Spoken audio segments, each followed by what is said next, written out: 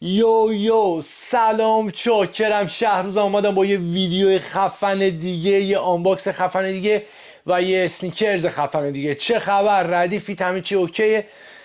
امروز میخوایم یه کار خیلی خفن و از برند محبوب دلها، جردن بزرگ، نایک جردن بزرگ آنباکس کنیم. مثل همیشه یه کاره خیلی متفاوت. میدونید که اینجا اصلا فقط کارهای خاص و متفاوت آنباکس میشن. پس همین الان قبل که بریم ویدیو رو ببینیم حتما کانال من رو سابسکرایب کنید. اگر با ویدیوهای من حال کردید حتما لایک کنید. نظراتتون رو توی کامنت ها با من به اشتراک بذارید که خیلی برای من مهمه. اینجوری میفهمم شما با چه سبکی حال میکنید و آنباکس هایی که اینجا میکنم به سبک و استایل شما نزدیکتره. دمتون گرم. همین الان پس لایک رو بچسبون. جردنی که میخوام امروز براتون آنباکس کنم، چرا میگم متفاوته؟ به خاطر اینکه کار عجیب غریبیه. یعنی علاوه بر کوالیتی و کیفیت فوق العاده خفنی که داره، راحت میتونید با همه چی استایلش کنید. علاوه بر این که من یکی خودم اگه باشم، البته یه نظر کاملا شخصیه، من اگر باشم این جردن رو شاید باورت نشه با کت شلوارم میپوشم. البته به کت شلوارم خیلی ربط داره ها چی باشه. حالا بریم ببینیم این چه جردنیه که من میخوام با کت شلوار بپوشمش. البته الان نمیخوام با کت شلوار بپوشمش، ولی منظور این کفش به قدری خداست که شما میتونید حتی با کت شلوار هم بپوشید. باورت نمیشه. بریم کفش رو ببینیم. برو بریم واسه یه آنباکس خفن. و بله، ایر جردن 11 رترو لاو که همتون میشناسید این برندو، از خفن تریناست. مثل همیشه یه نگاه کلی رو جعبه داشته باشیم. میبینید که اینجا هم مدلش و داستانا رو نوشته و جعبه خیلی چیز خاصی نداره. پشت جعبه، روی جعبه اون جردن معروف با لوگوی قرمز و ایر جردن. حالا بریم بازش کنیم. بذارید من اینو بازش کنم، بکشمش بیرون، از تو جعبهش بیام سراغتون. همونجور که میبینید بسته‌بندی تو جعبهش خیلی چیز خاصی نداره. یه پلاستیک مشکیه و بله چی داریم اینجا؟ و ببینید چی اومده اینجا. ایر جردن 11 رترو رو ببین. عجب کاریه این کار. من واقعا عاشق این مدل از جردنم. واقعا کار خاصیه. بعد اصلا شما سیس کفش رو نگاه، استایل رو نگاه، کیفیت چرم رو نگاه. عالیه، عالی. چرمو ببین چه بافت درشتی داره، میبینی؟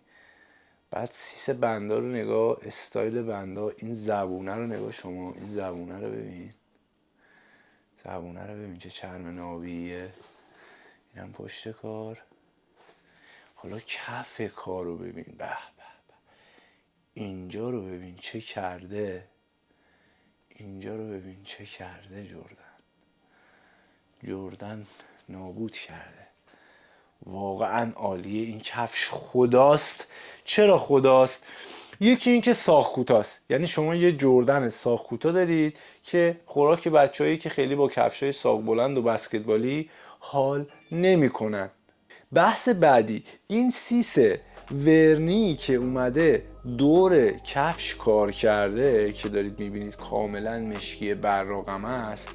بعد اومده از این ورم جلوی کفش رو پوشونده، تموم شده. خب این کارو خدا میکنه برای استایلای کلاسیک زدن. یعنی یه کفش رترو داری، جردن رترو داری که ساق کوتاهه، بعد دورش هم ورنی کار کرده. اینه که من گفتم این کار رو میتونید شما با کت شلوار و تیپای کلاسیک استایل کنید. خدا کار جمع میشه ها، خدا کار جمع میشه.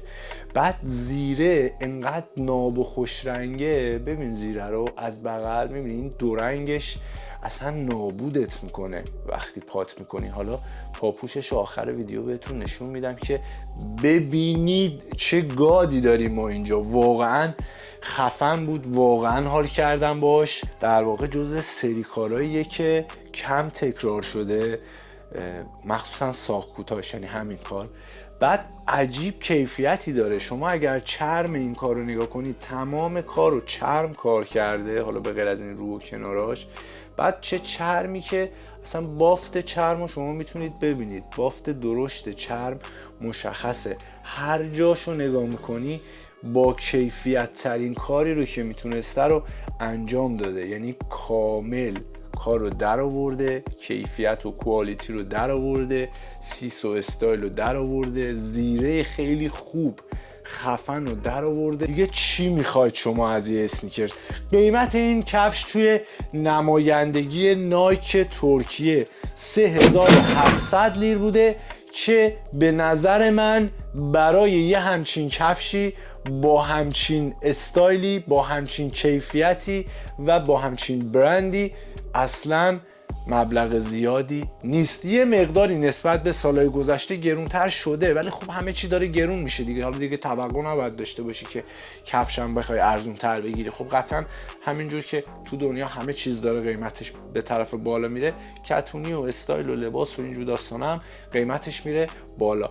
در هر صورت این بود از جردن 11 رترو ما، یه کفش خیلی خفن که بهتون پیشنهاد میکنم حتما و حتما اگر کلاسیک باز و اگر استریت بازید، این کفش خوراک خودتونه. شما کافیه این کفش رو با شورت بپوشی، شما کافیه این کارو با شلوار بگ گشاد بپوشی، استریت استایلش کنی، پاچات بیفته روی این کفش، بعد ببین چجوری کار جمع میشه. شما کافیه اینو با کوچ شلوار بپوشی، با تیپای کلاسیک استایل کنی، کار شدید جمع میشه تو هر حالتی. در هر صورت این پیشنهاد من بود به شما. زبون قاصر از گفتن کیفیتی که این کفش داره. اینجا هم لوگوی جردن رو داریم ریز، الان دیدم گفتم بهتون نشون بدم، قرمز و بی نهایت کفش راحت و سبکیه. این نسبت به این استایلی که شما دارید میبینید یه کفش سبک و تحویل شما میده. یعنی وزن دقیقا همون وزنیه که فکرشون میکنید. اینجا رو ببین چی کار کرده، واقعا کفش خفنیه.